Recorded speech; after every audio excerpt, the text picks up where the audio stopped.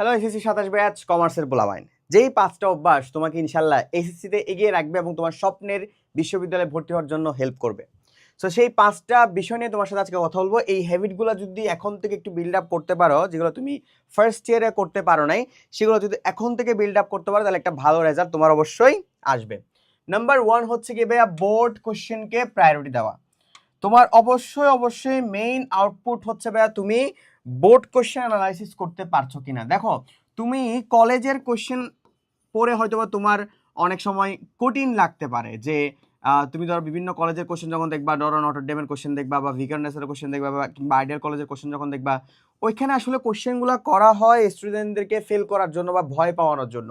কিন্তু তোমার ultimate goal হচ্ছে ভাইয়া তুমি বোর্ডের ট্রেন বুঝতেছো কিনা। হ্যাঁ, বোর্ডের ট্রেন বুঝতেছো কিনা, বোর্ডের তোমার স্টাইল বুঝতেছো কিনা, এটা হচ্ছে তোমার আলটিমেট আউটপুট। এবং তোমার পরীক্ষায় কি স্টাইল আসবে, ঘুরে ফিরে দেখবা বোর্ড স্টাইলে আসবে।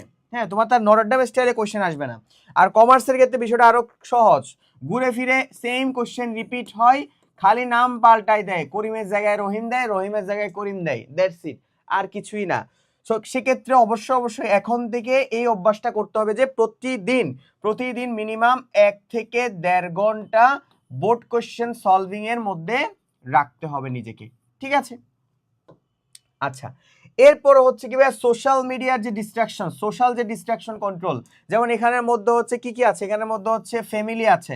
অনেক সময় ফ্যামিলিও তোমাকে ডিস্ট্রাক্ট করতে পারে। হ্যাঁ, এই এসে আব্বু কি করতেছো, হ্যান করতেছো, এতক্ষণ পড়াশোনা করে কি করবা, এরকম অনেক ফ্যামিলি আছে, আদুরে ফ্যামিলি আর কি। তো এগুলো অ্যাভয়েড করতে হবে। এরপরে কিছু ফ্রেন্ডস আছে, এই বন্ধু চল আড্ডা দিই, ঘুরি ফিরি খাই।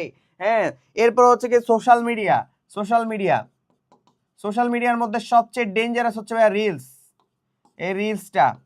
সো এই জিনিসগুলো একটু অ্যাভয়েড করতে হবে। এই জিনিসগুলো যে যত বেশি, এখন অন্তত সেকেন্ড ইয়ারে উঠে যে যত বেশি অ্যাভয়েড করতে পারবে সে তত বেশি সাকসেসফুল হইতে পারবে, বিলিভ মি অর নট।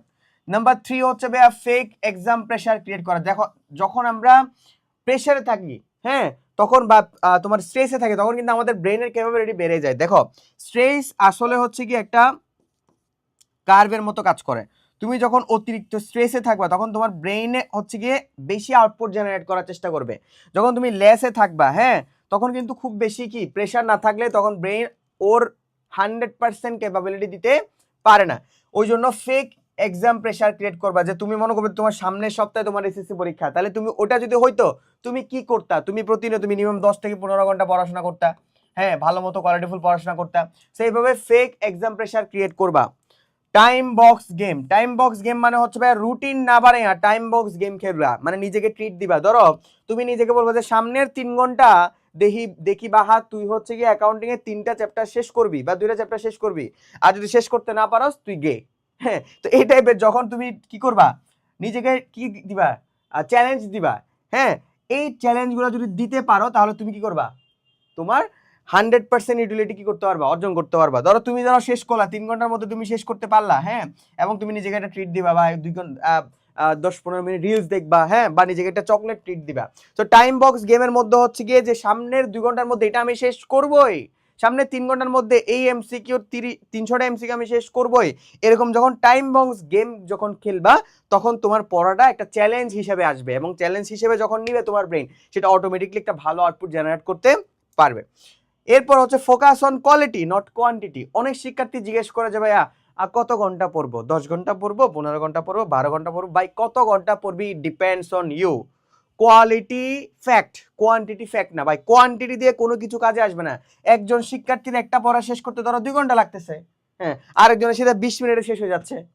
তো যার 2 ঘন্টা লাগতেছে ও 2 ঘন্টা দেওয়া উচিত, যার 20 মিনিট লাগতেছে ও 20 মিনিট দেখ, কারণ দুজনের ব্রেনের ক্যাপাবিলিটি আলাদা। সো কোয়ালিটিতে ফোকাস করবা, নট কোয়ান্টিটি। আমার এক বন্ধু আছে 16 ঘন্টা পড়াশোনা করেছে অ্যাডমিশনে, 16 ঘন্টা, ক্যান ইউ ইমাজিন, 16 ঘন্টা পড়াশোনা করেছে। মিনিমাম না কিনলেও 10টা কোর্স কিনছে অনলাইনে, কোনো জায়গায় চান্স পাইনি, প্রাইভেটে পড়াশোনা করতেছে। আর আমি একটা মিডিয়াম রেঞ্জের পড়াশোনা করেছি, 5 থেকে 6 ঘন্টা, 7 ঘন্টা, 8 ঘন্টা। হ্যাঁ, ওটা ইফেক্টিভ পড়াশোনা করেছি।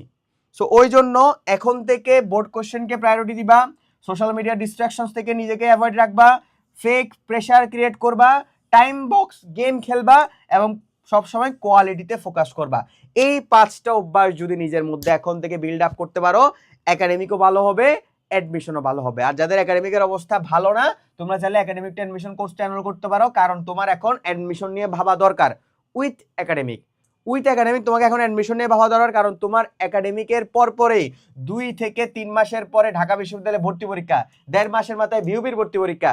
সো তোমার অত সময় নাই, আর ওই 2 মাস পড়াশোনা করে কেউ অ্যাডমিশনের চান্স পায় না। তাই এখন থেকে একাডেমিকটা অ্যাডমিশন কোর্সে ভর্তি হলে তোমার অবশ্যই একটা ভালো আউটপুট জেনারেট হবে। কারণ তুমি যদি এখন শুধু একাডেমিক নিয়ে দৌড়াও, ওই 2 মাস যখন কোচিং নিয়ে দৌড়াবা, তখন আসলে ভালো আউটপুট আসবে না। আমি আমার সেকেন্ড ইয়ার থেকে অ্যাডমিশনের প্রিপারেশন শুরু করেছিলাম, এবং যারা সেকেন্ড ইয়ার থেকে অ্যাডমিশন প্রিপারেশন শুরু করে তারাই ভালো করতে পারে। টু বি অনেস্ট, আমি এমন কোনো স্টুডেন্ট দেখি নাই যে 2 মাস পড়াশোনা করে সে ভালো রেজাল্ট করেছে বা ভালো পাবলিক ইউনিভার্সিটিতে চান্স পেয়েছে। হ্যাঁ, গুচ্ছতে পড়তেছে বা অন্যান্য পাবলিক বিশ্ববিদ্যালয়ে পড়তেছে, কিন্তু সে ঢাকা ইউনিভার্সিটিতে পড়তে পারে নাই। ঢাকা ইউনিভার্সিটিতে কারাই পড়তে পারতেছে? যারা হচ্ছে ইন্টার থেকেই কি করতেছে, তোমার অ্যাডমিশনের প্রিপারেশন নিয়েছে। সো কোর্সে ভর্তি হওয়ার জন্য এখনই ভিজিট করো হালকা ওয়েবসাইট। আসসালামু আলাইকুম।